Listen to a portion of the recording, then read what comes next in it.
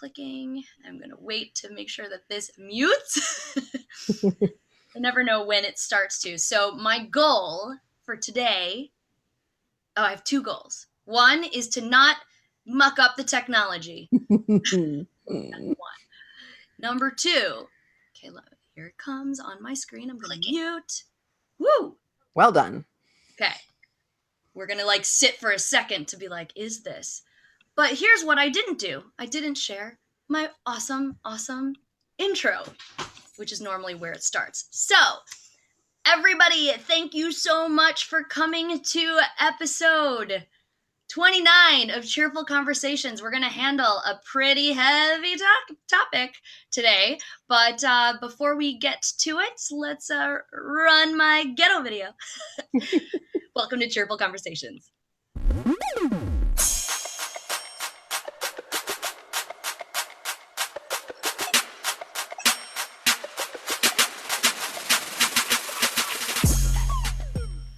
All right, now you can see the 2 of us. So excited for this awesome conversation today with Starr Sheppard-Decker. Starr, thank you so much for being here. Thank you for having me, April. I'm so excited too. It's fabulous. Absolutely. So this is episode 29, and our topic or theme for today's show is handling heaviness, which we will definitely get into as soon as we do all the fun, introductory, getting to know you type of intro stuff that we always do. But before I start, I just want to make sure. The last show, I had these epic fails where, oh my God, there were so much feedback coming back from all of my YouTube browsers that were open. I think we've bypassed that, so we'll see. Yay. There's 2 other things that are totally random that I'm going to talk about today that are just a challenge that we decided that I was going to try for today. So I have a cold, just FYI, so I might be pulling tissues, or I should probably go grab my tissue box and just have it closer. I might be touching my nose. But my goal for today is, because I know that I tend to always do this with my hair, is that I'm not going to do that. And part of that is going to just have me not putting my hair behind my face, which I don't necessarily love, but we're going to see. So I'm going to take the energy away from touching my hair to touching my nose. So we'll see if anyone wants to try to pay attention to how often I want to touch my hair. But my goal for today is to have this conversation, be super cheerful, but not touch my hair. So before I do this, let me grab a couple more tissues. Okay, here are my tissues. All right, Starr. So while we are getting situated, or while I'm getting my screen situated, I'm going to have the chat up just in case anybody decides to come watch live. Sometimes we get so stuck in the conversation that I forget to check, but I'll try to check a little bit more. Great. And yeah, Starr, tell everybody what it is that you do. Tell us about yourself and all of that fun stuff. Oh my gosh, so many things. Well, I like to introduce myself as Starr with 2 R's, both because it's very memorable and because I don't want anyone picturing my name with 1 R, because that's just not me. And so I came up with that years ago when I was a karaoke DJ. And I was like, oh my gosh, I don't want anyone in the room picturing my name with 1 R. And so I started being like, this is Starr with 2 R's, your karaoke DJ. And so that's where it all began. And this whole karaoke DJ thing, I feel like we need to talk about that, because I love karaoke. Yes. Well, I did that. Yeah, I did that on and off for 10 years in the Portland area, like probably 8 different bars or more. And occasionally I'll still go to the grocery store and someone who used to be a regular would be like, Starr with 2 R's. And I'm like, hey, it's pretty awesome. So it's just, one of my many facets. But so I've been seeing clients for 10 years. And I'm a minister, and I run a monthly event here in Portland called Portland Lunch Meetup. And through my business, Radical Revelations, my main focus is supporting coaches and healers with major life challenges. And I help them to keep their practice open so they can keep giving their best, even if they're at their worst. Because I find a lot of people that I meet at networking events had a big major life challenge and ended up closing their practice down. And it was too hard to open it back up again. And so they kind of are like, oh my God, I wish I would have met you 3 years ago or 5 years ago or whatever the thing is. Yeah. And so I do that in my private coaching. And I also run a monthly virtual support group to support those people virtually. and for a way lower cost than my VIP private coaching. Yeah. I also host a weekly virtual service because I am an ordained minister, and it's called Starr's Spiritual Sundays, and it's practical spirituality for rebels and visionaries. So those of us who don't follow or fall into that mainstream religious category, but we still want to have a relationship with spirit. We believe in oneness. But we don't just want it to feel warm and fuzzy on Sunday. We actually want to apply to our daily life and not only make our lives better, but improve our communities and improve the planet. And let's see what else. Oh, and I'm also, a vocalist. So I have a band called Soul Simpatico, and we're not playing live yet, but we came out with a 5-song EP last year called Furthest from the Sun. And you can find it on iTunes or Spotify and YouTube and all the places. That's amazing. And I love this because there's just so much, there's so much depth to so many, all these things that you're doing, and they're all in these different areas. And, it's really funny because I was at a networking event last week, and I have been on this path of like, I am blowing up the cheerful mind a little bit more. But when you go into these like networking events, and the first thing that people ask you, just because it's like a natural reflex, is like, what do you do? And I'm like, well, I do this, and this. And I feel bad because I'm like, this is all the stuff that I'm doing, but I'm really excited about it. But I'm also looking at the person being like, all right, get to the point. What is it that you do? And they're like looking for that one thing. And it drove me nuts. But I'm like, Right. I just love it. I love being able to give somebody the space to say, here are all the amazing things that I do. But in, other settings, I'm like, I'm a coach, Right. an author, like, but no, and I don't like just being labeled by one thing, because there's so many facets, and the people that I work with have so many, like, they have multiple passions, or my ideal people, because it's like, ooh, they're really into music, but oh, they're really into personal development, ooh, and they're science and nerdy, like, ooh, and they love sports. It's like, I love having that well-roundedness. So it just lights Totally. me up when I get to hear like, what do you do? And then it's like, well, this, and this, and this, and this. And anytime when there's like music involved, I'm like, woohoo, I get super lit up. So, Yes, thank you. And thanks for holding the space for me to share all the things. yeah, of Yeah. course. And of course, I'm also a mom of 3, and my oldest turned 20 in March, and my youngest turned 15 last month, and he's actually never been to public school. We do unschooling here in the house and in the Portland area, and so it's just really great to give him another, a different experience of life, and to kind of keep him out of the public school system, and have, in the Portland metro area here in Oregon, there's just a huge homeschooling and unschooling community to plug into, which is really great. Yeah, that's awesome. Yeah, I think we talked about that when we first connected. And so we met through the World Domination Summit community. I think I might have posted something that was totally unrelated to whatever conversation we ended up jumping on, but it was so great. We had so much to connect around, and so many different areas.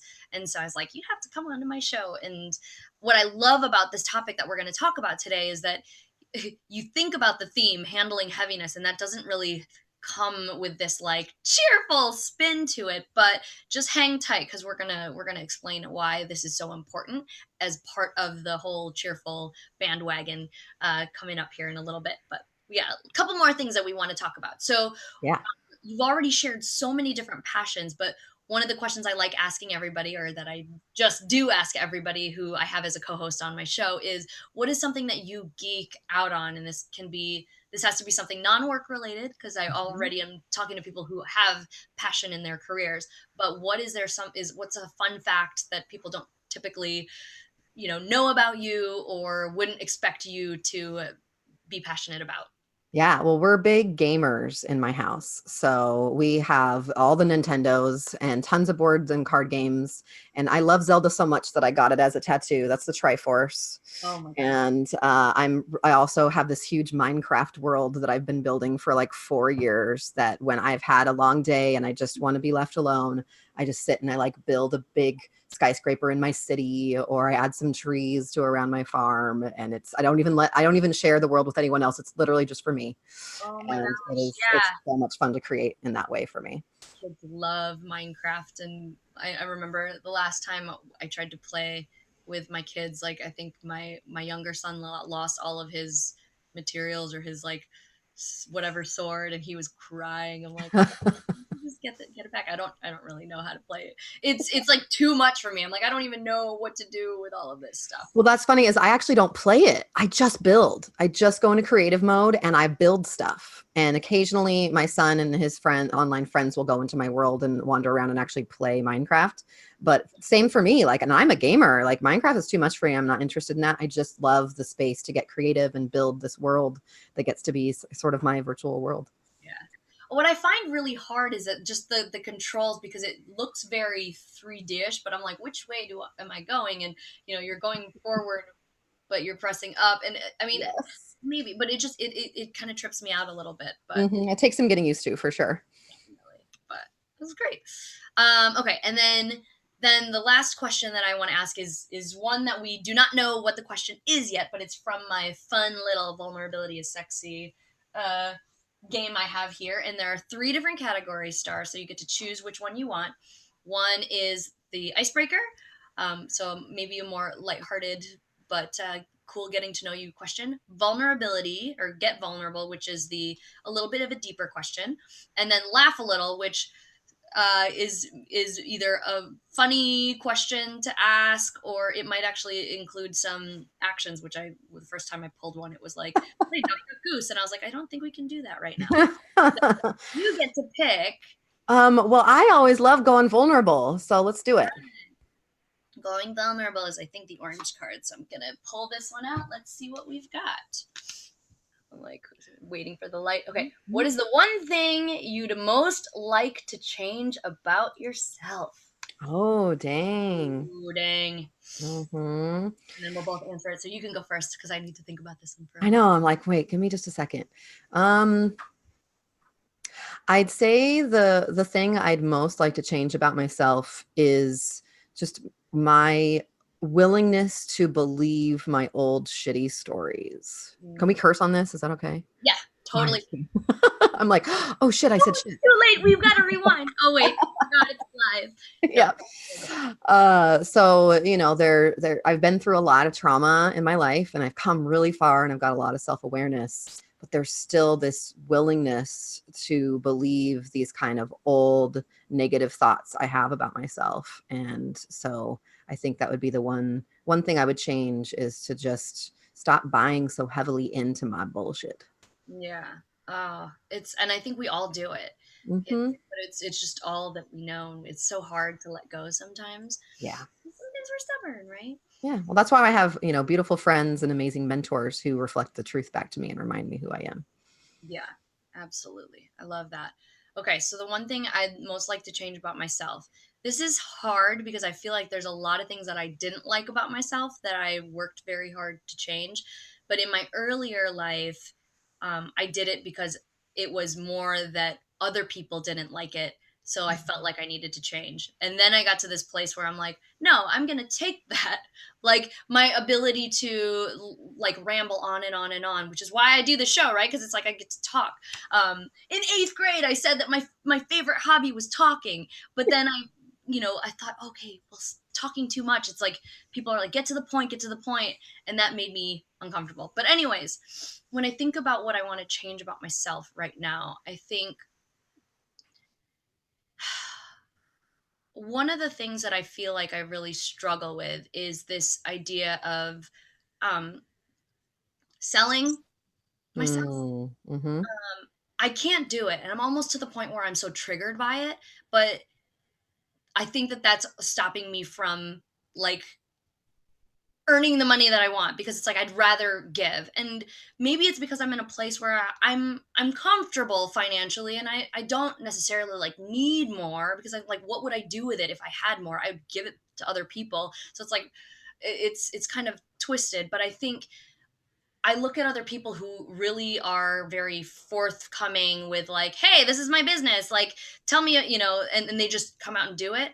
And I haven't figured out, and I look at these people and I'm like, I admire them because they just go for it and they don't have fear around it. But I know that I need to be a little bit more assertive, and I can't figure out how to just lovingly be like, no, I don't care how you get triggered. I'm going to just do it. So I think that there's still that piece of me wanting to you know, I'm noticing how I react to other people's, you know, sales of themselves or their businesses or their products or services, but I don't want to come off that way. But it's almost preventing me from like, you know, I don't know. There's this. I feel like I just need to like let go of some of that somehow, but without losing who I am.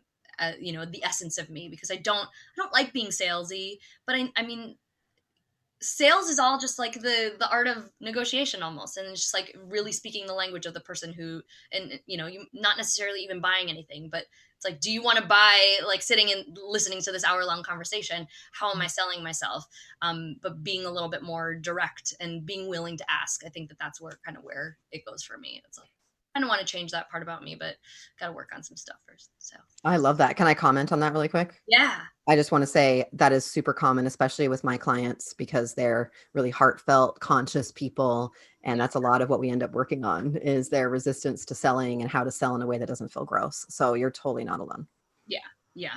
So working on it, and I'm trying to do it in a way that feels good, because I feel like if I force it, that's Mhm. gonna just still not work in my favor. So Totally. okay, well, I'm gonna share this, but it's really making sure that I'm understanding what people need. But sometimes I need to show them what they don't know, and so it's trying to figure that all out. So It's a skill. It's it totally a is. skill. I'll get it before I die, I'm sure. I believe in you. Okay, let me just put this away, and then we are going to get talking about one last thing before we talk about heaviness.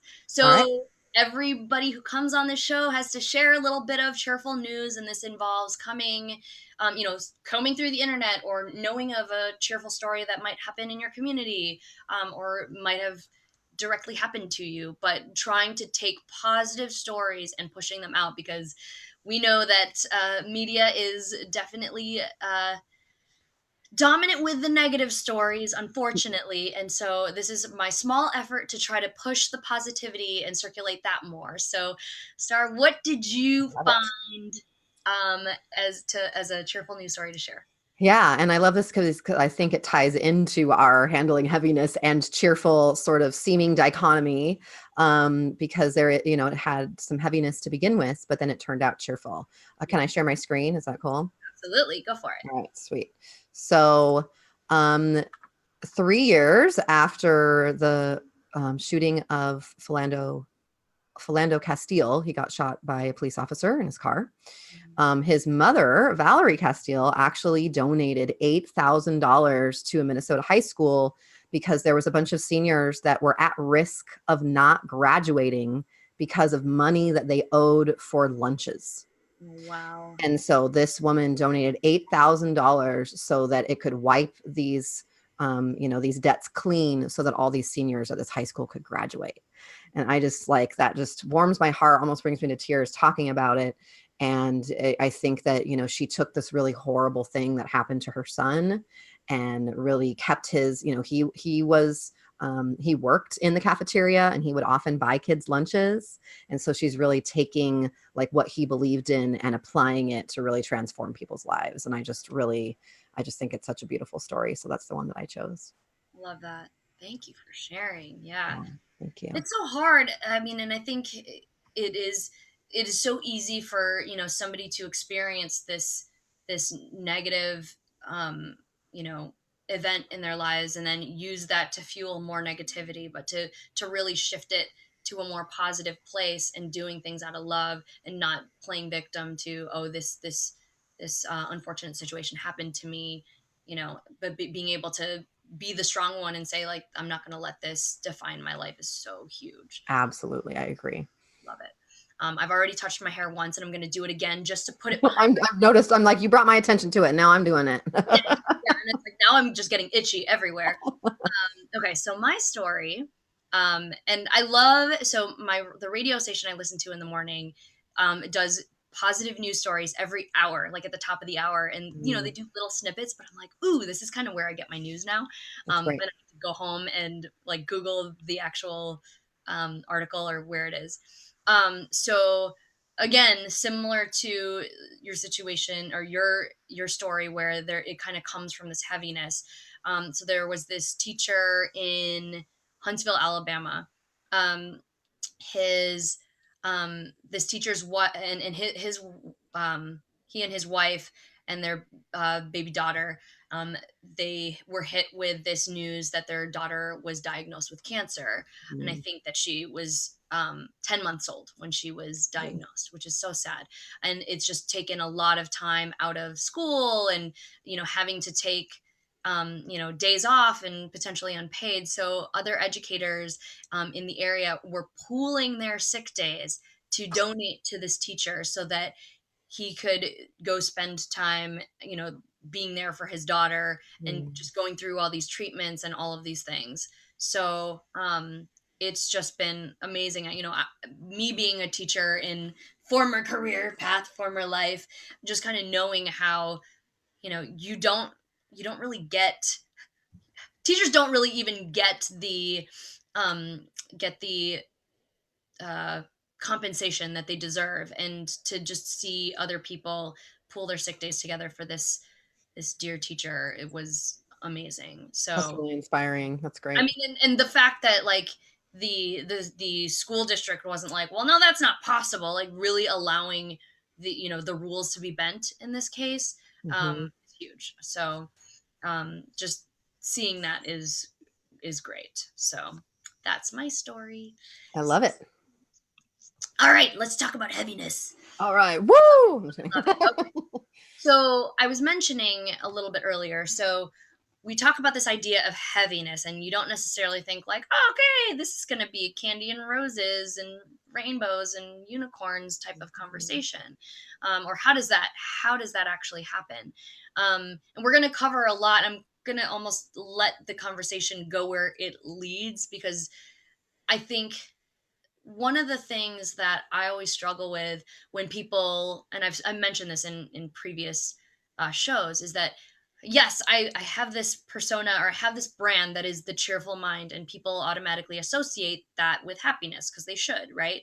Hmm. But sometimes I get this, I've had people who, were interested in working with me or were referred to me. They're like, ooh, the cheerful mind. I almost was like, I don't know if this is going to work out, because I just assumed that you were going to be this like super bubbly, happy, everything is peachy keen 24/7 all the time. And I just don't like that, doesn't seem real to me. And I keep on trying to grill into people that it's not, my whole thing is like not to be happy all the time, but to just really make a commitment to trying to look at life with this more uh, positive spin. Because yes, there's no way that we can get rid of the pain and suffering and anger and conflict that surrounds us in our world. It's just part of life, but it's how we kind of deal with it, and how we choose to move forward in those moments, knowing that they're going to happen. And I try to be very, very open and share all of the things that like don't go well in my life, because it's not always like, oh my god, everything's going great. And of course I want to share the great stuff, but there are points of heaviness, and there, 2014 to 2016 for me were very, very deep, dark moments of my life. And it was through that I was actually able to like understand what happiness really was. And so we're going to talk about this. And I don't I don't know, Star, what is so when we decided that we were going to talk about this, there's this like idea of why would heaviness have any association to cheerfulness? So maybe that's probably like the big arc, but Yeah. start there and see where we go. Yeah, totally. Well, one of the things that I teach a lot of like emotional intelligence and self-awareness. And, I've been doing personal and spiritual development for over 15, almost 20 years. And one of the common threads that I find is that, our culture has a really narrow view of like what's acceptable and what's appropriate and what's allowed. But we are infinite beings. Like there's this full spectrum of human emotion for us to experience. And, I like to teach that we have one feeling muscle. So it's like we either feel or we numb out and we don't feel and we disconnect and we kind of cope or or we disconnect ourselves from what's really going on under the surface. And we kind of slap on, like you were talking about earlier, like everything's great. Yay. And I know I did that for a long time because of my childhood was pretty traumatic. And that was the way that I compensated for all of the pain that I was masking. And then when I did, a lot of inner work and personal development on my own, I discovered that there was a lot of unfelt emotions hanging out in there that were impacting the choices I was making, the way that I was seeing the world. And so I like to teach that, you either feel or you don't. And the depth to which you can feel despair is the height to which you can feel your joy. So that's really where they're connected, is because if you're not letting yourself feel the heaviness, you're also gonna step out and avoid really feeling and embodying that cheerfulness and that joy that is also a gift to you. And like you said too, there's contrast, where if you're not really dipping into those lower times, you're not going to be able to allow yourself to appreciate and have gratitude for things when they're going really well for you. And so I think they really do go hand in hand, because it's like you're building that muscle when you're with yourself in those heavy moments and really holding space for those feelings to be valid. Then you can also really hold space for those joyful moments and not try to cut them off too quickly, because that muscle is stronger now and you can really be there for those times. It's interesting because when I was writing my book a few years ago, there was this idea of, and maybe just as I was going through this whole personal development journey, what I used to hate was that there would be times in my life where I'm like, oh my God, everything's amazing. I love my life. This is so good, so amazing. And then there would be these really, really low points where I'm like, God, I just like, what am I doing with my life? I hate myself. Like, what is the purpose of anything? Very, very deep and dark. And there was a part of me back then that was trying to basically get myself to this place where it was just like even, and I think from the standpoint of like, if I'm not, if I'm not getting to those low points, then I'm not sitting there stuck in it. And that was a totally different, that went on a totally different tangent, because it was like trying to understand why I sit in that sadness for so long and how I can slowly get out of it. And I think over time I've been able to stabilize a little bit more, because when bad things happen, I'm like, okay, I've been training myself to look at things with a different lens and say, okay, this may not be as bad as it is, or maybe it is bad, but here's how I'm gonna, here's what I need to focus on right now, and this is the way that I'm gonna sit with it. But it's just interesting, because I think that there was a point of time where I wanted to get rid of the lows, but then realizing that was then also going to get rid of the highs. Because if you want to be stable, then you're not really feeling the outer ends of the spectrum. And so now when I am in those places where I'm like, I think I just need to cry, and I just do it, because I'm like, okay, like this is an emotional release. Like this feels good. I will feel better after. And this just means that I'm gonna, you look at it like a roller coaster, right? Where it's like, okay, I'm in high and like, oh gosh, down to the low. And, some of it might just be even, or it might, take some sharp turns, but there's fun in, when you ride roller coasters, right? It's just like the unknown of like, oh my God, where am I going to be? So trying to embrace the feelings and having that variance is almost better than just trying to stabilize, which is just so crazy. Yeah. Well, we definitely live in a culture that kind of teaches that linear model. And, I call it summer all the time, where it's like, if you think about the ultimate stock market, where it's just keeps getting better and better and better and better and better every day. And the way that you can know you're doing life right is if today was better than yesterday and yesterday was better than the day before. And that's just not realistic. We are a part of nature and we are cyclical beings. We will have these times where it's summer and everything's bright and cheery and there's a lot of expansion and there's a lot of output. And then we'll have times of stillness and darkness and quiet, where it's winter and we're really, building up our reserves to kind of bust through spring again. And I think it's really important. And I know it has been really important for me in my journey to honor my own cycles and not try to force myself to be summer all the time, because then it's really, we're kind of faking it and we're just going through the motions. And when we do that, we do a lot of emotional stuffing. And I like to, when my kids were little, I would be like, look, your emotions need to be felt and experienced. And every time that you don't feel an emotion, it goes in like this bucket. And then when that bucket gets full, it just kind of spills all over. You don't really have control over that. That's when we act out of proportion to whatever's going on. It's probably because we have some unexpressed emotions that we've been stuffing. And there's mental health issues that come from that. There's physical health issues that come from that. Science has shown that really feeling our feelings is better health for our brains and our bodies. And in relationships, it can be really hard to be with someone who is stuffing their emotions all the time, because it's like poke the bear. It's like walking on eggshells. At any moment, they could just burst out with this unexpressed emotions and get them all over you. Yeah, absolutely. And I think, so this is funny because, just as I'm preparing for this show, my friend Jeff, hi Jeff, I'm going to just like, here, I mentioned you in my show. He sent me this article that basically, let me see if I can share my screen or something.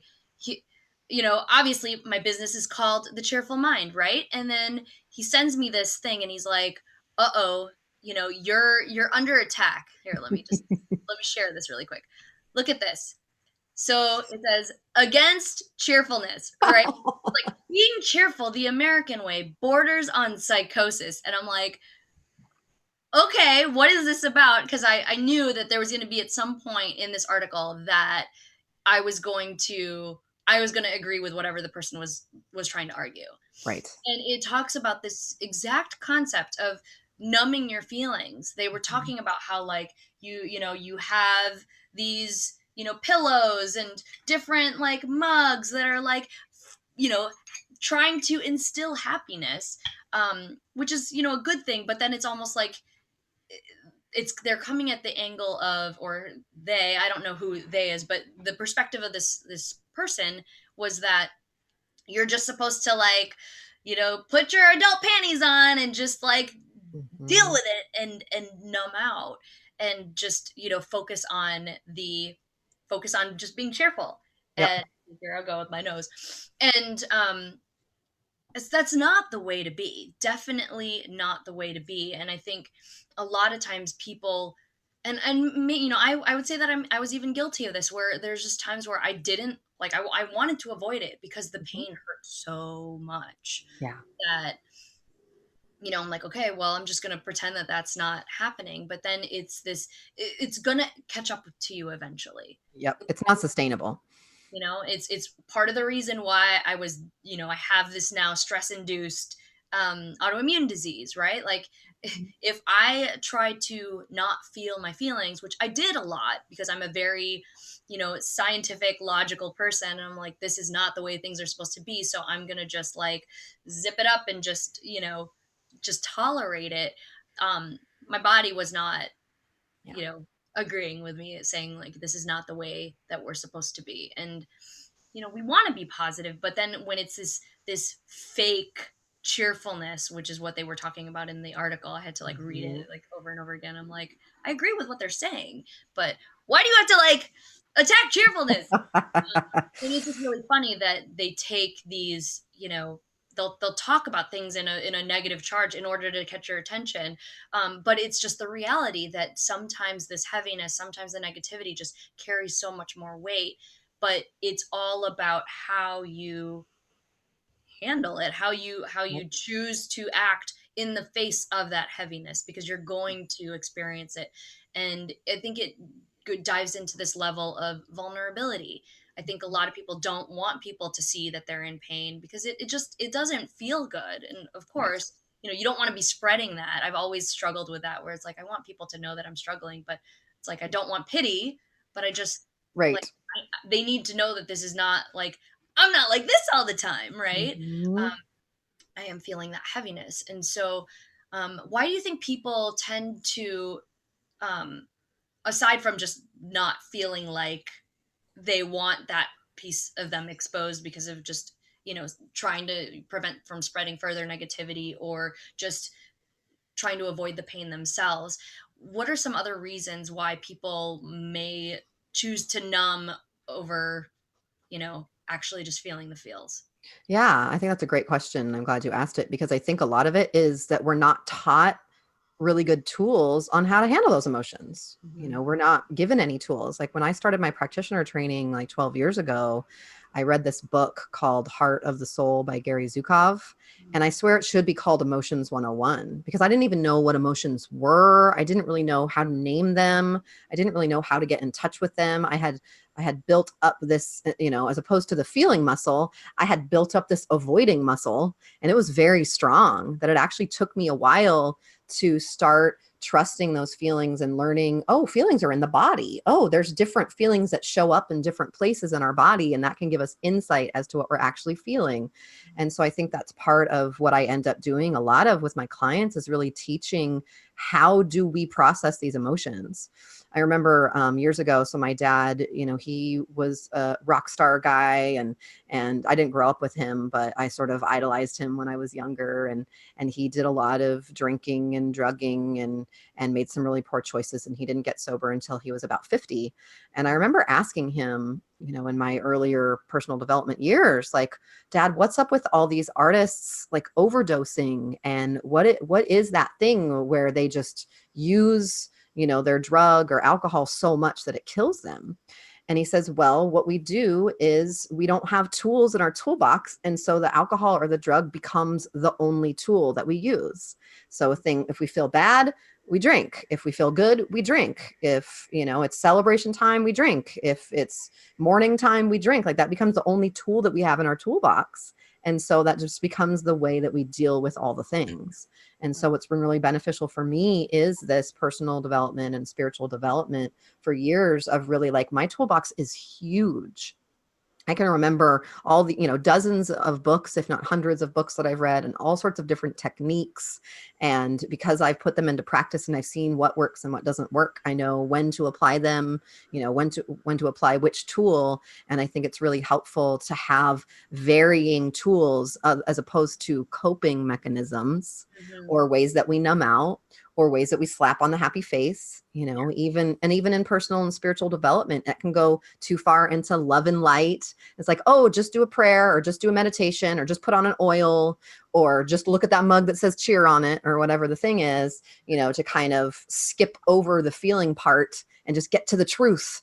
And, you know, in my training, we called that spiritual bypassing, where we actually we bypassed the felt human experience to get to the spiritual truth. But we did it too soon in a way that actually harms you, because then you're just stuffing the emotion, you're numbing out, you're not really feeling it and allowing it to move through your body, because it's a physical experience. It moves through your energetic body and your physical body.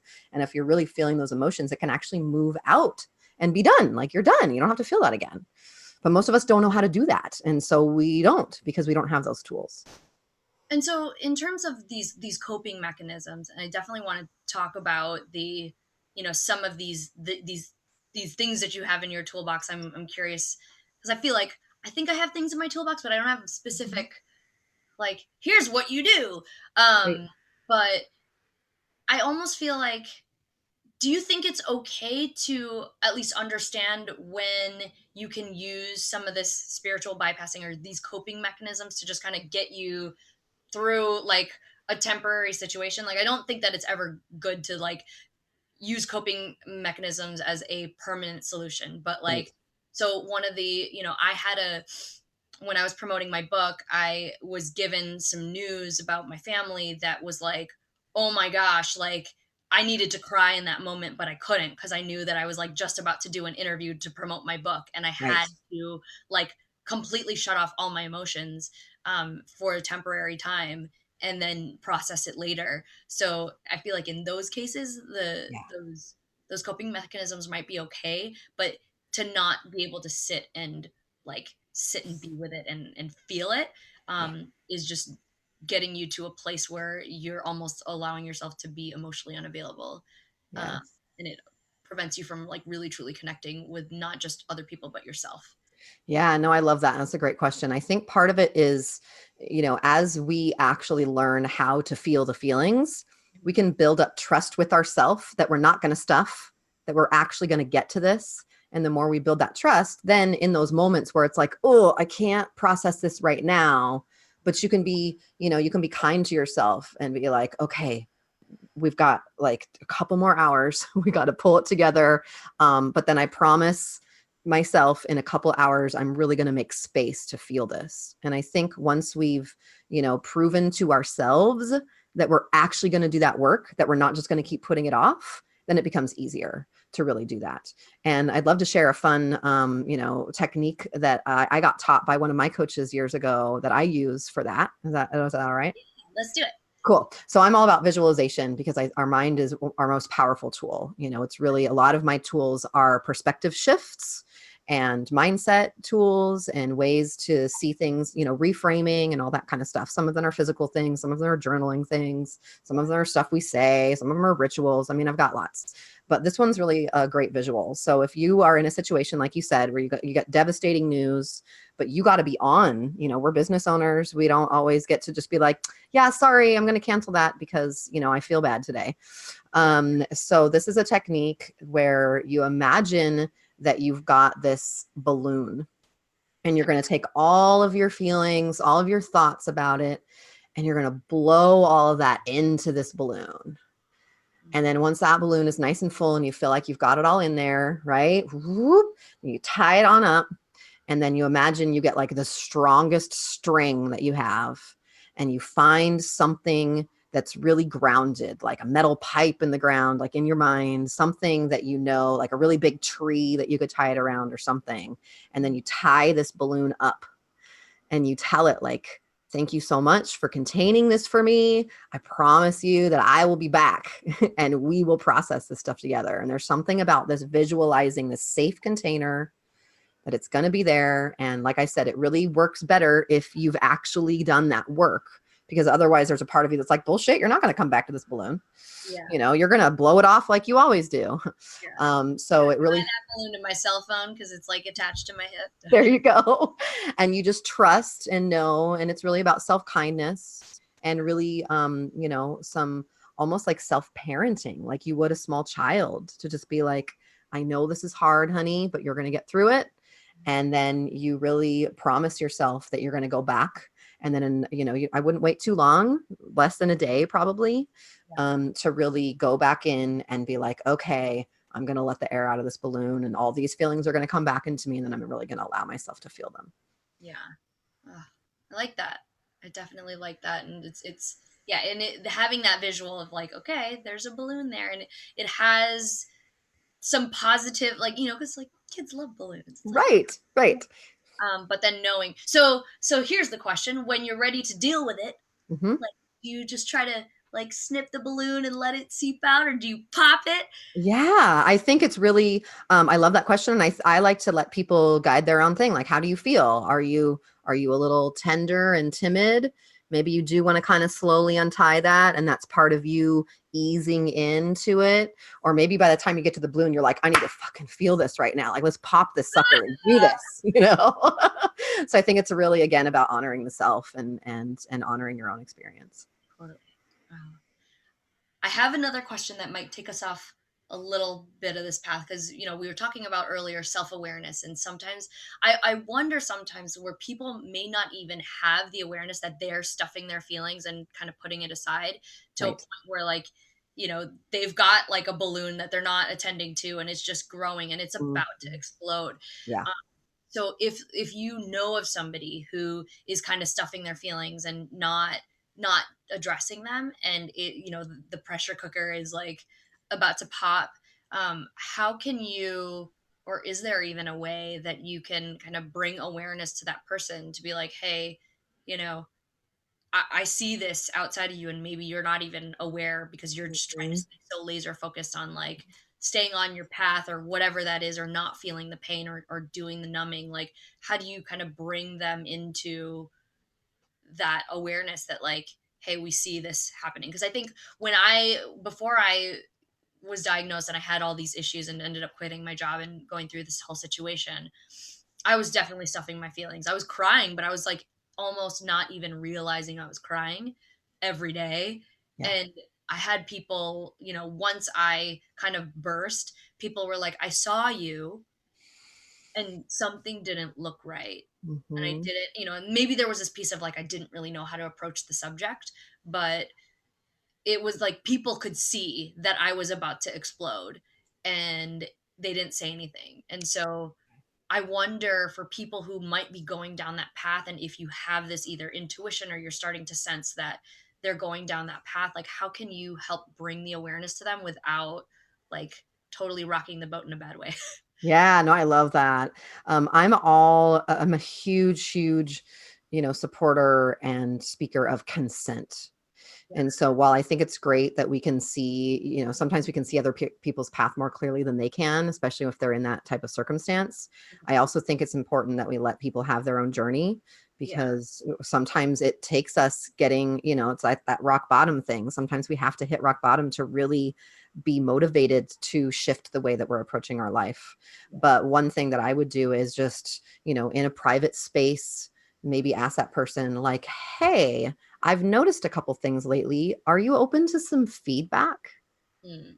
And really give them a chance to receive that. Because if you're just like, oh my gosh, so lately, and you just start going into it, like their defenses are going to come up, they're going to shut down whatever you say, you're not really going to get in there. And so always consent, permission, I think is the very first step is, hey, I've been noticing some things lately. Can I give you some feedback? Yeah. And then, give them just a little bit of feedback, not in a judgy way, but just something like, so I've noticed that you seem a little stressed out lately, or, you seem like you've got some unprocessed shit going on, or whatever the thing is that you notice. Yeah. And then you can invite them, like, do you want to talk? Can I be some safe space for you? And like, it just gives them that opportunity to maybe be a safe place for them to put their stuff. And then what's most important is to not make them wrong for their experience, and to not try to fix it too quickly, and not do that spiritual bypassing thing that I was talking about earlier, where it's like, oh, just get over that, have an essential oil, or do a prayer, or here, let me give you this book really quick and it'll make everything better. To really just hold non-judgmental, safe space, and don't really say anything, and let them, kind of let it all out, open that balloon and let some of that air out. And then just thank them. Just be like, thank you so much for sharing. Let me know if there's anything I can do to support you. Yeah. Yeah. And I think from that perspective of like, if somebody came up to me and was like, you look whatever, you look bad. I mean, I think one of my friends had said like, you looked like you were a zombie. Like that was what they gave me. But it was after I had already been like, after I exploded. But at Right. the time, I feel like I wish somebody would have mirrored back to me. And maybe because I was so strong and I kind of closed myself off, and I was like, no, I maybe was giving off the body language signals that I wasn't ready to kind of deal with it. But now knowing that about myself, I'm like, how could you do it? And I think I agree with you, being able to say like, hey, I've noticed some things. Can I share some of these observations? Would you be open to hearing what I'm seeing? Mm-hmm. And like letting them open. But it would be interesting if they said no. Yeah, I was just going to say, you have to be, when you ask for permission and consent, you have to be willing to hear a no. Yeah. And Totally. sometimes that will happen, and be like, hey, can I give you some feedback? And they're like, no. I'm like, all right. I mean, you got to let that shit go, because that then is my attachment to them being a certain way. And I have to just kind of do hands off and let them have their own journey.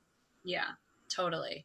Now, I think too that sometimes heaviness can come like in the form of like a traumatic situation where, and however they process it, but then it kind of gets stuffed into, depending on the situation. Again, like maybe it's like this whole fight or flight situation where they kind of, something happens, and then they put it in a bag, and then it's just in this bag that then continues to like show up in your everyday life, and you're not even realizing that Absolutely. it's, this traumatic situation was something that was stuffed. So, a lot of times when I've heard people go to therapy and like these things kind of open up, and they kind of expose themselves, as like that's like the first step to, you know, starting to get on that path to freedom from that trauma. But Yeah. And I, haven't I've experienced some traumatic things, but to my knowledge, I don't have this bag that I haven't, like I feel like I've really released a lot of my own demons and whatnot. But I think in terms of this like heaviness, maybe it just goes back to this idea of you kind of have to let them process things in their own way. But if if you're a person who is like, am I squashing my own heaviness? Like, Mhm. what would be some signs that we would want to look for to say, like, am I trying to do this spiritual bypassing? Like, and Right. can I do to like start to open, or even start to practice, right? Because I think that this all takes practice, right? Absolutely. um how do I get to myself to a place to like allowing myself to be more vulnerable, allowing myself to feel the feels, because maybe it's just you're not conditioned to be emotionally Yeah. open. how do you start how do you start putting that into practice so that you can be somebody who feels the feels? Yeah, no, I think that's a great question too. And I think the clearest sign that that's going on is something I alluded to earlier, where your emotional reaction to things, when you do have emotional reaction, is completely out of proportion to whatever the thing is. Okay. So if you're, if something like people who road rage hardcore, they've got some unprocessed shit, because there is no reason to be cut off on the freeway and then still hours later be bitching about that person who cut you off. Like, Yeah. that is a sign that you are avoiding something. And one of my teachers used to say, the thing is not the thing. And so, What does that mean? right.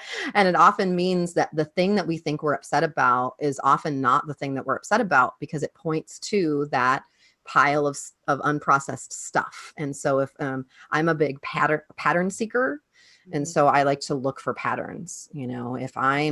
If this is coming up, or especially, rage or anger or disappointment or annoyance or frustration, those are really great signs, especially if they're coming up a lot over and over again, that there's some underground stuff that's going on.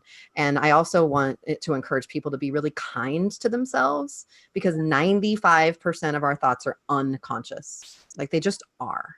They are operating on autopilot in the back of our head, and they're just building on what they know, and they're influencing our choices. They're influencing the way that we see ourselves, they're influencing what we're attracting into our life.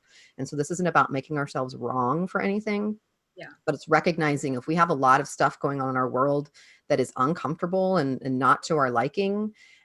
It's really a matter of gaining that awareness, because I believe that awareness equals choice.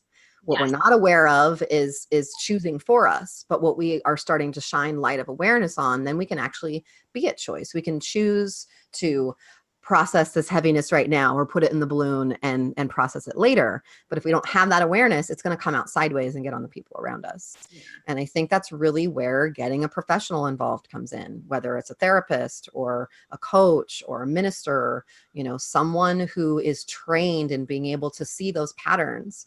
And I'll have clients where I put up a mirror and I say, so I think this is what's going on. And a lot, and if they're really heavily protected, they'll be like, well, no, I don't believe that. Da, da, da, da, da, da.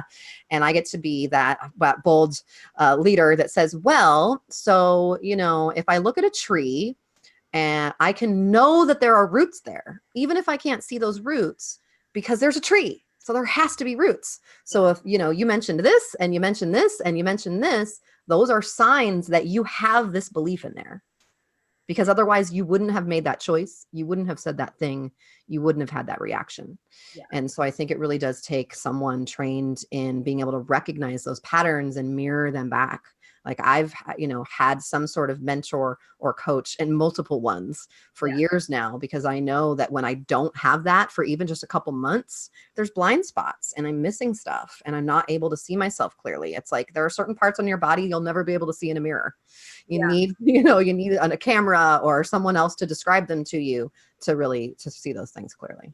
I think that's so great. Yeah. And I think a lot of times, I think people, I always tell people that you don't necessarily need, you can probably figure out things on your own, but it might take you so much longer. And So so much for longer. my productivity peeps who are like, I just want to get stuff done, like the best way is to just almost have like this external camera, mirror, whatever, Mhm. mirroring things back to you, or just even having like a sounding board. It's so powerful. Yeah.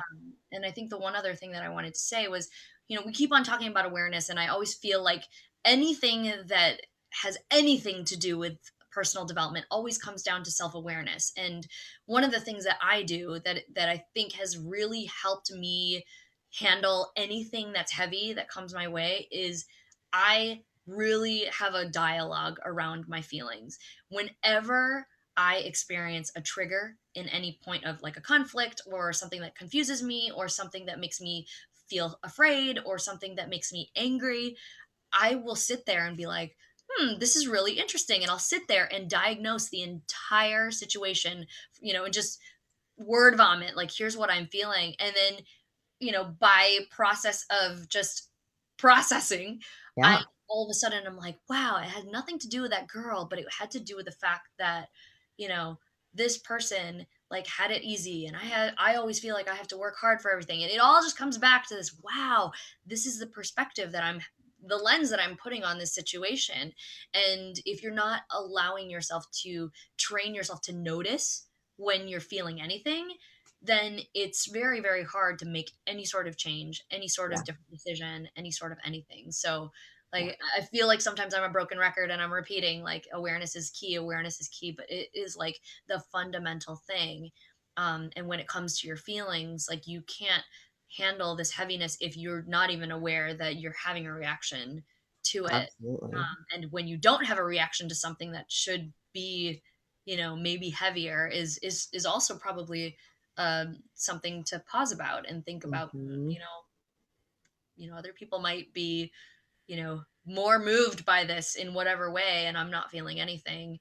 What am I doing? And maybe it's okay, but maybe it's not. Right. It's Right. always good to, put yourself in that curiosity place and say, Yes. is this normal? Is this the way that I want to react? And just being attuned to it.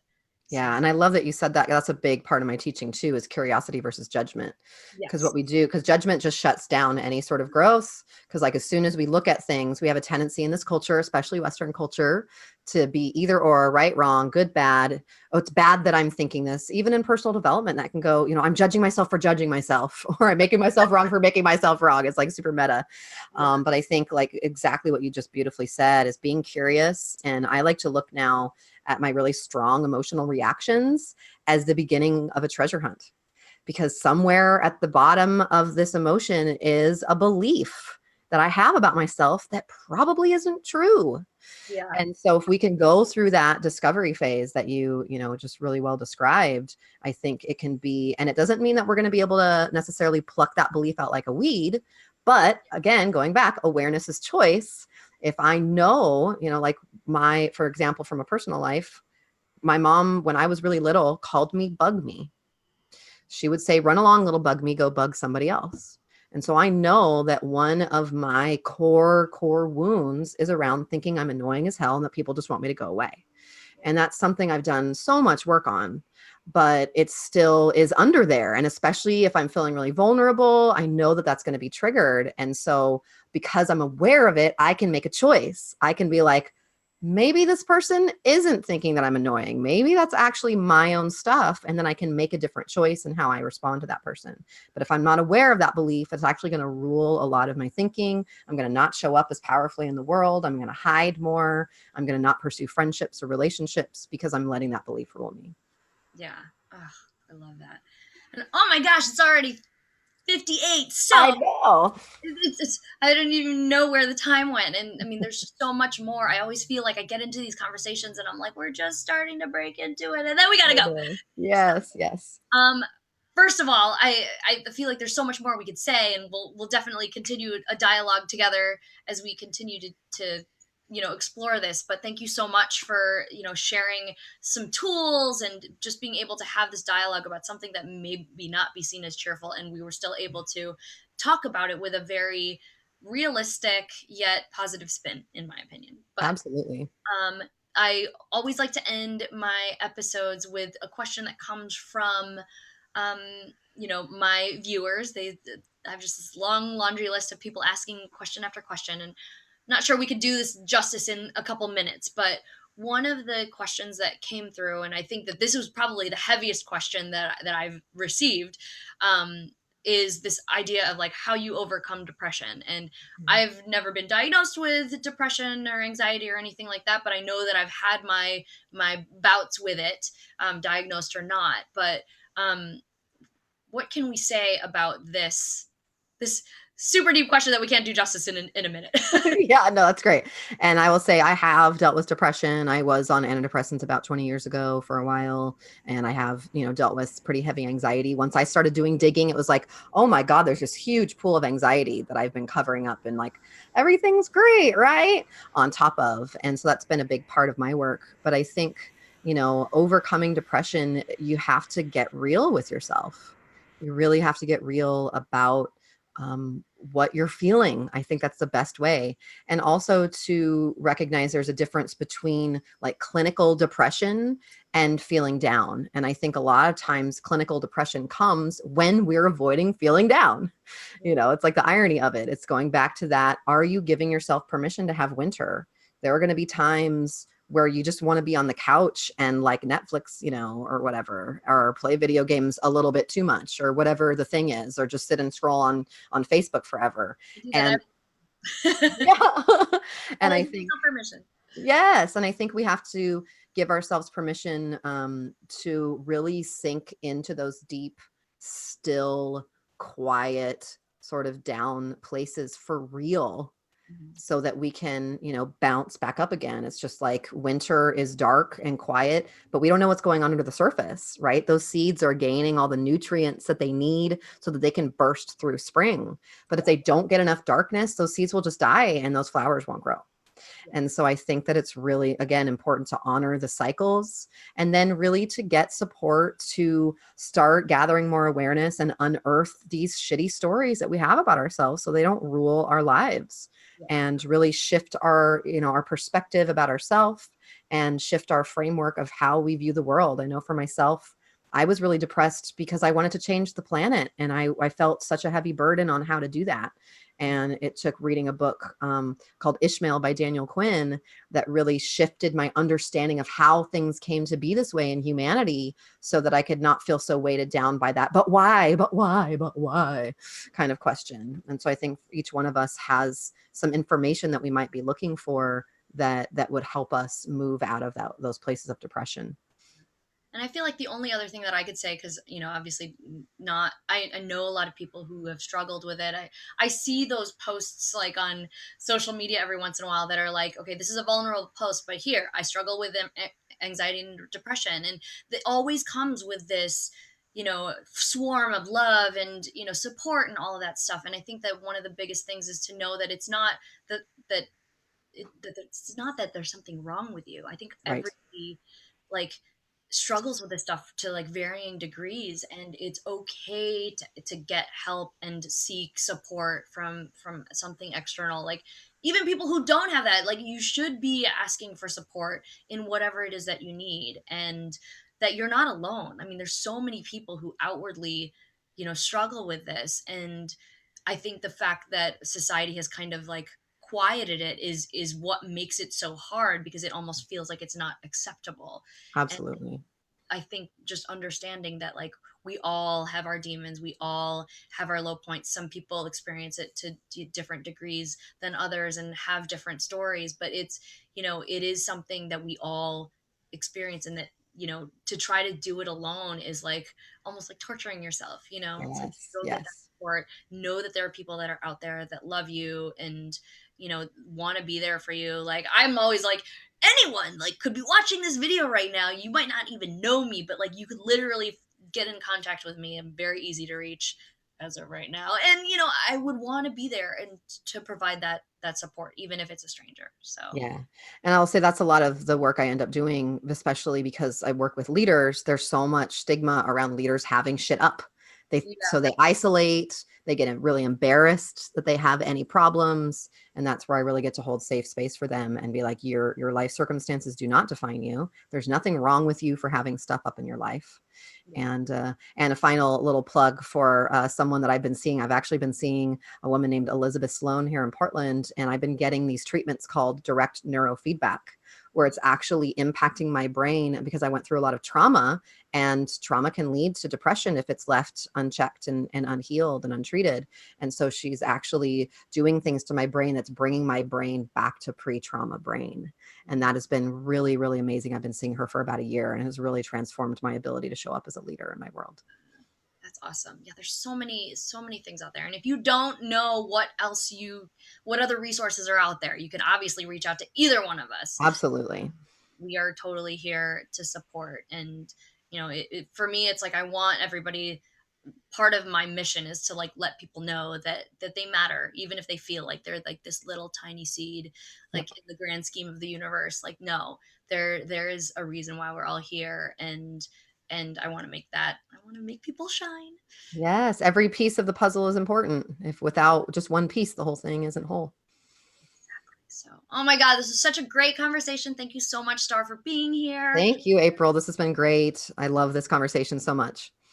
And so thank you guys all for watching. And if you have any questions, obviously throw them in the comments, reach out to either of us. All our information is below the video and all that fun stuff. And I will see you guys episode 30 for Cheerful Conversations in a couple weeks. So thanks so much for watching. Bye. Thanks. Bye.